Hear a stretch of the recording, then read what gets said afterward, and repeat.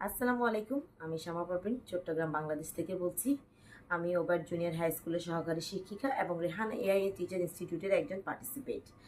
আজ আমি আপনাদের সামনে আবারও হাজির হলাম নতুন একটি ভিডিও পর্যালোচনা নিয়ে, যেটিতে জেমিনি গুগলের তৈরি শক্তিশালী এআই মডেল সম্পর্কে জানার জন্য বেশ কিছু চমৎকার উপায় আছে। একটি দুর্দান্ত শুরু হতে পারে গুগল এআই ব্লগ এবং গুগল ডেভেলপার্স ওয়েবসাইট থেকে। এই সংস্থাগুলির গভীর প্রযুক্তিগত ডকুমেন্টেশন, গবেষণা পাত্র এবং ব্যবহারের ক্ষেত্রগুলি সরবরাহ করে, যা জেমিনির পাঠ্য, ছবি, অডিও এবং ভিডিওর মতো বিভিন্ন মাধ্যমের ক্ষমতা প্রদর্শন করে। আপনি টিউটোরিয়াল, এপিআই, ডকুমেন্টেশন এবং কোড উদাহরণ যাবেন যা আপনাকে বুঝতে সাহায্য করবে জেমিনি কিভাবে কাজ করে এবং কিভাবে এটিকে আপনাদের নিজের অ্যাপ্লিকেশনে একত্রিত করবে। উপরন্তু গুগলের এআই সম্মেলন এবং ওয়েবিনারে অংশ নেওয়া মাত্র জেমিনির পেছনে গবেষক এবং প্রকৌশলীদের কাছ থেকে মূল্যবান অন্তর্দৃষ্টি দিতে পারে।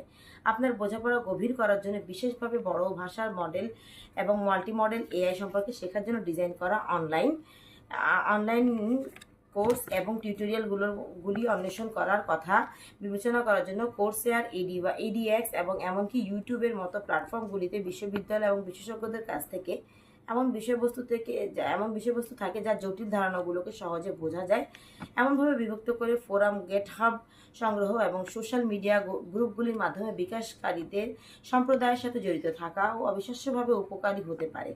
তখন আপনি এ প্রশ্ন জিজ্ঞাসা করতে পারেন, আপনার প্রকল্পগুলি ভাগ করতে পারেন এবং যারা জেমিনি এবং অনুরূপভাবে এআই মডেলগুলির সাথে সক্রিয়ভাবে কাজ করছেন তাদের অভিজ্ঞতা থেকে শিখতে পারেন। সর্বশেষ শিখবে সবচেয়ে কার্যকর উপায় হলো কাজ করে শেখা উপলব্ধ সরঞ্জাম এবং এপিআইগুলির মাধ্যমে জেমিনির ক্ষমতা নিয়ে পরীক্ষাগুলো শুরু করেন।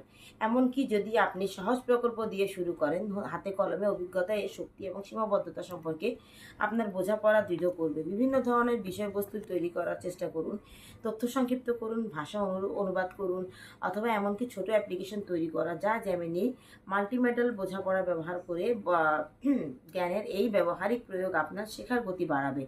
ধন্যবাদ। আবারও আপনাদের সামনে হাজির হব নতুন একটি ভিডিও পর্যালোচনায়। ততক্ষণ পর্যন্ত ভালো থাকবেন, সুস্থ থাকবেন। আসসালামু আলাইকুম।